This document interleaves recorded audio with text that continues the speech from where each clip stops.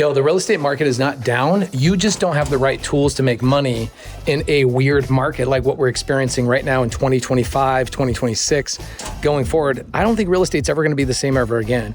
I buy houses just like this one, 17742 West Via Hermosa Lane in Surprise, Arizona. I got paid upfront for buying the deal. I helped a couple of real estate agents make their money. I'm gonna make passive income on this house. The coolest thing is I did not use credit. I did not use cash of my own. I did not use any credentials. Nobody asked for my tax returns, my W-2, none of that stuff. And I wanna show you how to do this too. I've got a portfolio of 2,132 houses that cash flow hundreds of thousands of dollars a month. But really, I just wanna help you get your first deal.